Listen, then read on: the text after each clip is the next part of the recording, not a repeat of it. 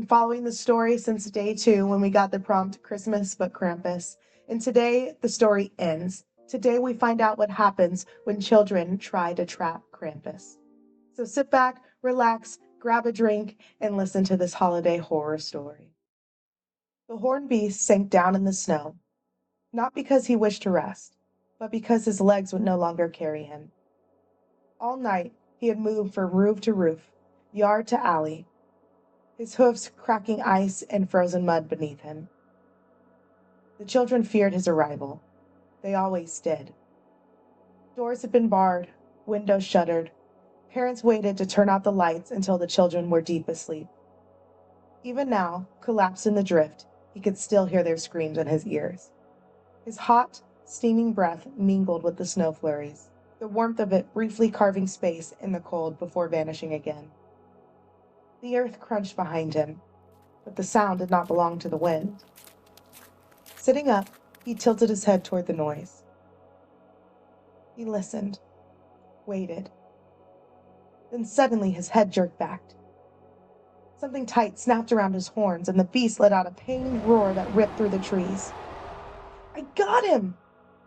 Cheering erupted from behind him, shrill and victorious. The beast thrashed, snow spraying, muscles coiling and uncoiling as he fought against the pool. "Hold on tight!" "You naughty children!" The glow of the lights was now apparent. They wound tighter and tighter around his horns and his chest, red, green, and blue. The colors mocked him, cheerful and bright against his dark fur. The children laughed, breathless with excitement, their boots slipping in the snow as they piled onto him. "Get his arms!" A swarm of hands and knives engulfed the beast. He gnashed his teeth, snapping at everything, at nothing. "Tie him up tight," their leader barked. A child, about 13, stepped in front of him, pride beaming in his eyes. "I'm not scared of you anymore," the boy proclaimed. "We're turning you into Santa when he comes tonight." Krampus, with a sly smile on his face, let them decorate his horns. Tinsel snagged on jagged edges, lights blinked in uneven patterns, reflecting in his dark eyes.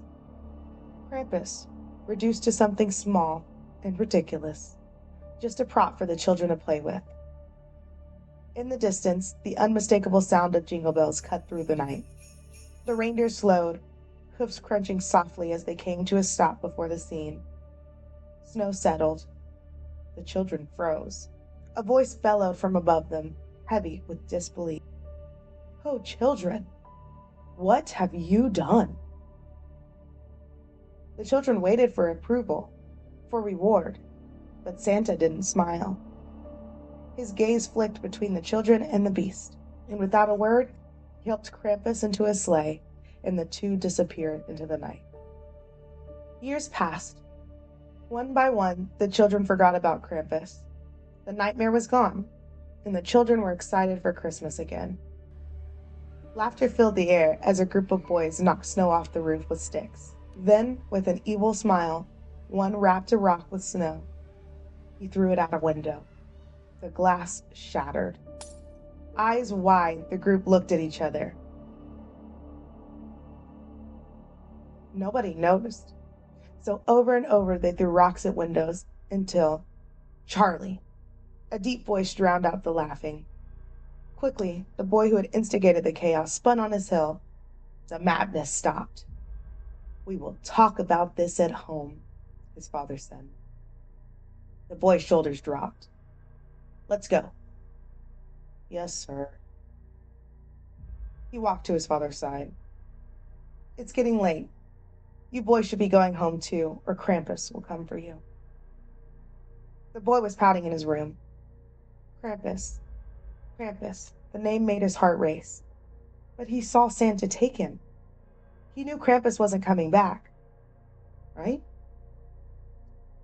By 11:58, the house was tucked into their beds, but the boy was still awake, trying to hold back the memory of the thrashing beast, the tinsel, the horns.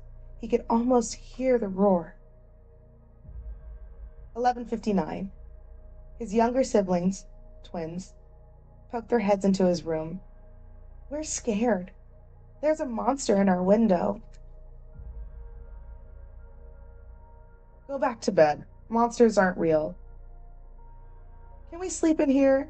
But Daddy said Krampus. Just as the name was said, the door rattled. Please? The twins begged. 12 o'clock. Fine. He made space for them in his already too small bed. The morning sun filtered weakly through the frosted windows. After breakfast, the twins suggested a game of hide and seek. Charlie begrudgingly played along. But stay close. I don't really feel like chasing you through the woods. When the game was over, Thomas returned with a small package.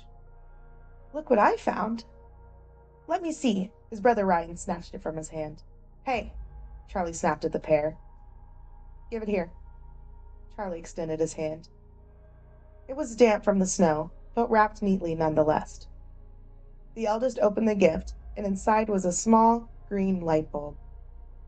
The twins stared confused. Well, that's lame. Uninterested, they made their way back to the house, but the bulb pressed heavy in his palm. When night fell, the door rattling was accompanied by taps on the window. Slow, deliberate, almost playful. Again, the twins made their way into Charlie's room, and this time he secretly welcomed the company. He held them close and stared at his window. At the edge of the yard was another small bundle that waited in the glow of a green Christmas light. In the morning, he crept to his package, careful not to alert his siblings. Inside was a small piece of garland, not unlike what they bound the beast in. He then realized the truth, the fear he had never admitted. The beast had never truly been gone. He had returned to them. Charlie's body went cold. By day, the boys forced themselves into normal routines. Breakfast, chores, play. But Charlie couldn't help looking over his shoulder. Every crack in the floorboards, every rustle of the trees, every shift of the wind reminded him of the monster lurking in the dark. The knocking came twice, the door rattling echoing through the house. Charlie tried to be brave for the three of them, but his confidence was hollow. Morning brought another package, closer than before, at the base of the porch, at the bottom of the stairs. Inside was a lump of coal, a reminder that the naughty must always pay their dues. And Krampus? He lingered at the tree line, watching every movement, every breath, every step. Every blink of light whispered to the children, "You cannot hide." The house settled under heavy snowfall, but inside the children were restless. Shadows gathered at the edges of rooms, and corners seemed darker than before. 11:58. The twins crawled into Charlie's bed.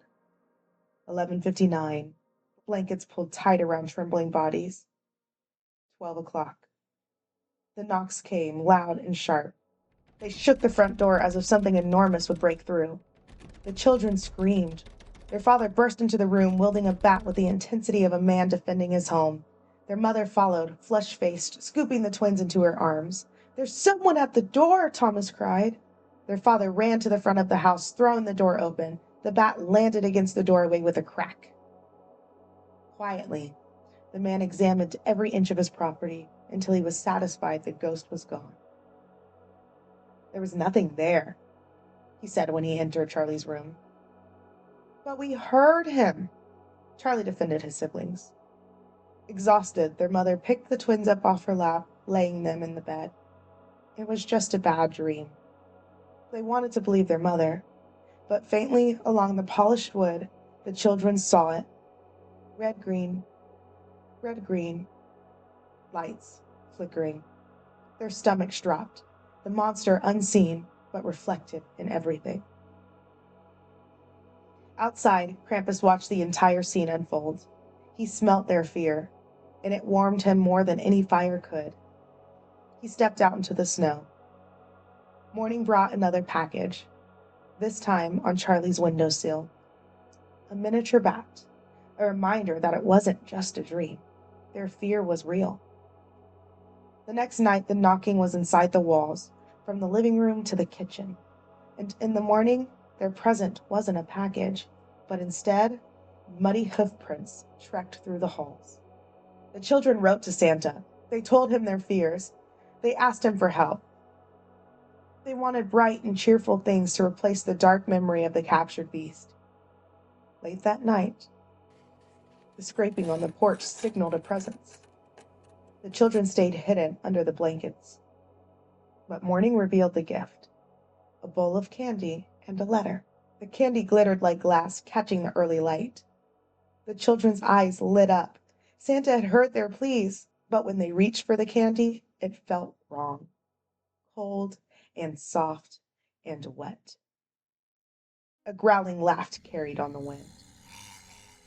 Tensions grew into conflict. The siblings began to turn on each other. "It was your idea, Charlie," the twins accused him.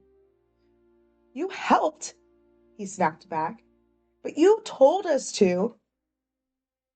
Night after night, gifts appeared at the base of the stairs, and each morning the children tried to throw it back outside, but no matter how far it went, it always reappeared.